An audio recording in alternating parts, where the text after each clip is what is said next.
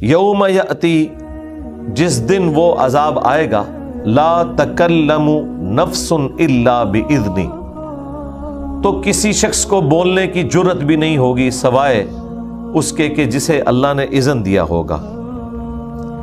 اب ظاہر ہے کہ ان بولنے والوں سے مراد وہ لوگ ہیں جو اہل ایمان کی شفاعت کریں گے، اللہ کے انبیاء کرام علیہم السلام، اللہ تعالیٰ کے فرشتے، اور اس کے بعد اللہ تعالیٰ کے نیک بندے۔ لیکن یہ سب کے سب لوگ شفاعت کریں گے اللہ کے اذن سے۔ بخاری مسلم دونوں میں حدیث ہے کہ جب میری دعا سے شفاعت کا دروازہ کھلے گا تو پھر اللہ تعالیٰ کے انبیاء، فرشتے اور نیک لوگ بھی اللہ کے حضور شفاعت کریں گے۔ شفاعت بالاذن، اللہ کے اذن کے ساتھ برحق ہے، لیکن وہ شفاعت بالوجاہت، دھونس کے ساتھ نہیں ہے، بلکہ اللہ کی مرضی کے ساتھ ہے۔ حتیٰ کہ اللہ تعالیٰ یہ بھی ڈیفائن کرے گا کہ کس شخص کی آپ نے شفاعت کرنی ہے۔ یہ نہیں ہے کہ کوئی پیغمبر یا فرشتہ اپنی مرضی سے کسی کی شفاعت کر لے گا، بالکل ایسا کوئی کانسیپٹ نہیں، وہ اللہ تعالیٰ ڈیفائن کرے گا۔ اور اس میں ظاہر ہے کہ جامعہ ترمذی میں، سنن ابن ماجہ میں حدیث موجود ہے کہ نبی صلی اللہ علیہ وآلہ وسلم نے فرمایا، میری شفاعت میری امت کے گناہ کبیرہ کرنے والے لوگوں کے لیے بھی ہے، لیکن ہوگی اللہ کی مرضی کے ساتھ۔ شفاعت رسول پر عقیدہ، ایک میری تفصیلی ویڈیو ہے جس میں میں نے تفصیل کے ساتھ شفاعت کے کانسیپٹ کو کلیئر کیا ہے قرآن کی روح سے، اور یہ بھی بتایا ہے کہ وہ منکرین احادیث جو شفاعت کو صراحتاً قرآن کے خلاف سمجھتے ہیں، ان کی ڈاکٹرن میں کہاں غلطی ہے، اور وہ صوفیاء کا طبقہ جو یہ سمجھتا ہے کہ اللہ کے پیغمبر یا نیک بندے دھونس کے ساتھ کسی کی شفاعت کر سکتے ہیں، وہ بھی بالکل قرآن میں فٹ ان عقیدہ نہیں بیٹھتا۔ قرآن میں عقیدہ یہ بیٹھتا ہے کہ اللہ تعالیٰ جس کے لیے چاہے گا شفاعت مقرر کرے گا، اور یہ شفاعت کسی شخص کی کسی دوسرے شخص کے حق میں قبول کرنا، یہ اللہ کا انعام ہوگا اس شخص کے حق میں۔ پھر آپ سوچ رہے ہوں گے کہ جس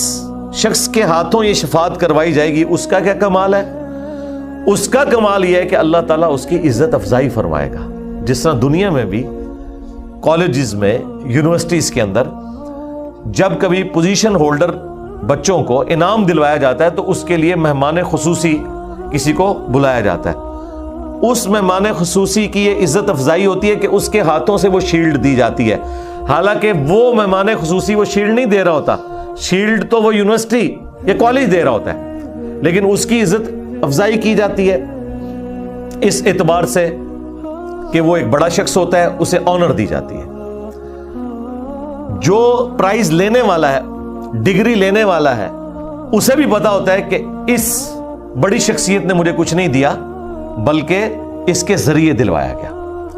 تو قیامت کے دن کے جو مہمان خصوصی ہیں وہ محمد رسول اللہ صلی اللہ علیہ وآلہ وسلم ہے۔ اسی لیے بخاری اور مسلم میں جہاں احادیث آئی ہیں شفاعت کی، ان کے اینڈ پہ نبی علیہ السلام نے فرمایا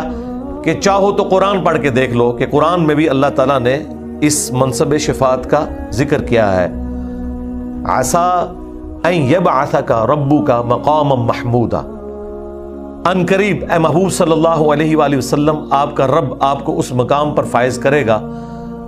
جہاں پر ہر کوئی آپ کی تعریف کرے گا، یعنی مقام محمود ہے۔ یہ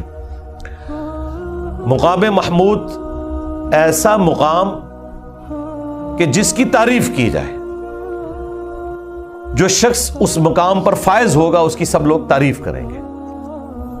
اور اس اعتبار سے بھی وہ مقام محمود ہے کہ وہاں پہ جو شخصیت فائز ہوں گی وہ اللہ کی حمد بیان کرنے والی ہوں گی،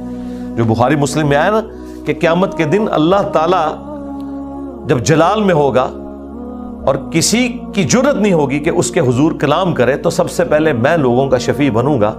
میں اللہ کے حضور سجدہ کروں گا، اور جب تک اللہ چاہے گا میں سجدے میں رہوں گا، اور پھر اللہ تعالیٰ مجھے ایسے کلمات سکھائے گا جن کے ذریعے میں اللہ کی حمد کروں گا، اور پھر اللہ تعالیٰ مجھے اذن دے گا کہ آپ سوال کریں،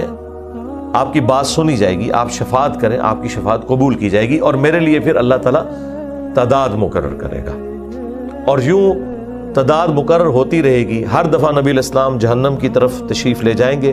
اور اپنے امتیوں کو نکالیں گے، حتیٰ کہ جب آخری دفعہ جائیں گے تو داروغ جہنم سیدنا مالک علیہ السلام کہیں گے کہ آج آپ کا کوئی امتی بھی جہنم میں نہیں سوائے اس کے کہ جسے قرآن نے روک لیا ہے، اور ان کے لیے فیصلہ ہو چکا کہ وہ جنت میں نہیں جا سکتے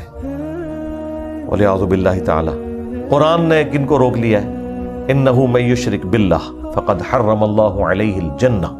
ومأواہ النار وما للظالمین من انصار۔ بے شک جو کوئی اللہ کے ساتھ شرک کرے گا،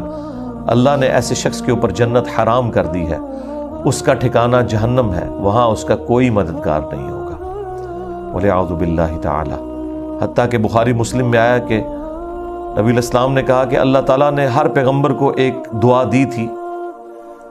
اور یہ وعدہ کیا تھا کہ یہ دعا آپ کی مقبول ہوگی۔ ہر پیغمبر نے اپنے حصے کی دعا دنیا کی زندگی میں کر لی۔ نوح علیہ السلام نے دعا کی، اللہ تعالیٰ نے ان کی قوم کو برباد کر دیا۔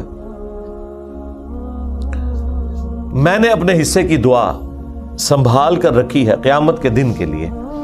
اور میری اس دعائے شفاعت سے میرے ہر امتی کو نفع پہنچے گا سوائے اس شخص کے کہ جس نے دنیا میں شرک کیا ہوا۔ شرک is the most sensitive issue in the sight of Allah. یہ ایک ایسا حساس معاملہ ہے، یہ وہ گناہ ہے جو اللہ خود بھی معاف نہیں کرے گا۔ یہ بہت خطرناک معاملہ ہے۔ اللہ کے قبضے قدرت سے کوئی چیز باہر نہیں ہے، لیکن شرک ایک ایسا معاملہ ہے کہ اللہ نے کہا کہ یہ میں نے بھی معاف نہیں کرنا۔ اب اگر کوئی شخص یہ کہتا ہے کہ اللہ چاہے تو شرک معاف کر سکتا ہے، نہیں، اللہ یہ چاہے گا ہی نہیں، اور آپ کے چاہنے سے تو بالکل نہیں چاہے گا، کیونکہ اللہ تعالی کا یہ وعدہ ہے دنیا میں، انہ من یشرک باللہ فقد حرم اللہ علیہ الجنہ ومأواہ النار وما للظالمین من انصار۔ بے شک جو کوئی اللہ کے ساتھ شرک کرے گا، اللہ نے اس کے لیے جنت حرام کر دیا، اس کا ٹھکانہ ہے جہنم جس میں وہ رہے گا ہمیشہ ہمیشہ۔ لہذا توحید کا معاملہ بہت سینسٹیو ہے۔ میں نے اس کے اوپر کئی ایک ویڈیوز ریکارڈ کروائی ہیں۔ دعا صرف اللہ ہی سے میری ویڈیو ہے، اسی کے اوپر ریسرچ پیپر نمبر 3 ہے، اور یہ مسئلہ نمبر 3 ہے۔ اور اس کے بعد پھر میں نے جب دوبارہ قرآن کلاسز ریکارڈ ہوئیں تو اس میں تفصیل کے ساتھ سورۃ النساء کی آیت نمبر 48 کے کانٹیکسٹ میں کم از کم 3 لیکچرز ریکارڈ کروائے ہیں توحید اور شرک کے حوالے سے۔ توحید سے متعلق 10 دھوکے، وہ اسی کا ایک حصہ ہے۔ تو یہاں پر بھی اللہ تعالیٰ نے یہ ذکر فرمایا کہ قیامت کے دن کسی کی جرت نہیں کہ اللہ کے حضور کلام بھی کر سکے سوائے اس کے کہ جس کو اللہ نے اذن دیا ہوگا وہ شفاعت کر لے گا، اور وہ بھی جو اللہ تعالیٰ مقرر کرے گا۔ اللہم اجعلنا منہم، آمین۔ فمنہم شقی و سعید،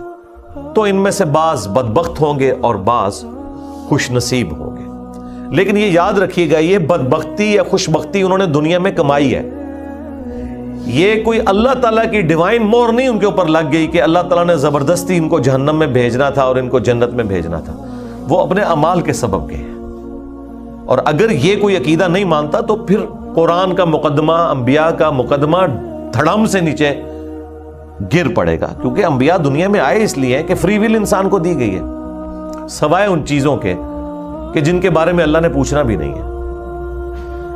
وہ چیزیں تقدیر سے تعلق رکھتی ہیں۔ کوئی شخص اپنی مرضی سے ماں باپ چوز نہیں کرتا، اپنا خاندان چوز نہیں کرتا، اپنا کلر چوز نہیں کرتا، یہ وہ ساری چیزیں جو اللہ تعالیٰ نے تقدیر کے ساتھ جوڑی ہیں۔ لیکن گیون سرکمسٹانسز میں ہر شخص کو اللہ نے اختیار دیا ہے کہ وہ چاہے تو